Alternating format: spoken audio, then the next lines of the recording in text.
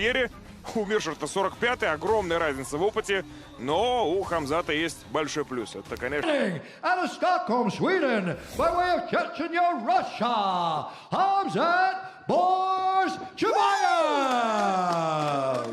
And when the action begins, our referee in charge, Mark Smith. Марк Смит в роли рефери. Бритни Палмер в роли Octagon Girl, как всегда. А это Хамзат Чимаев в роли одной из главных звезд сегодняшнего турнира.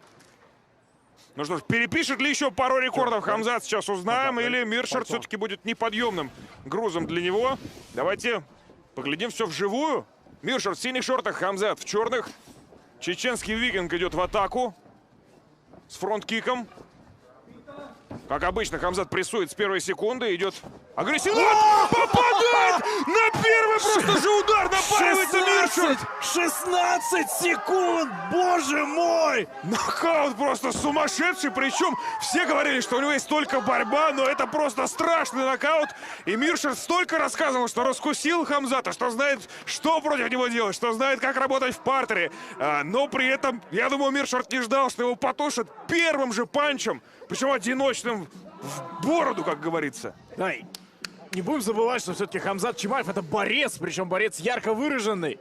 В прошлых боях он делал просто целиком, полностью весь акцент именно на это. Давайте посмотрим, что вообще произошло. Думаю, многие даже не успели вообще понять. В духе Нгану отработал просто Хамзат. Подошел и уложил. Вот он подходит, зажимает сейчас в углу Миршарта. И разряжается. Один правый удар, и уже Миршарту было не по себе, скажем так. Низковато держал руку левую Джеральд Миршарт. Мощно, в подбородок. Третья победа Хамзата в UFC.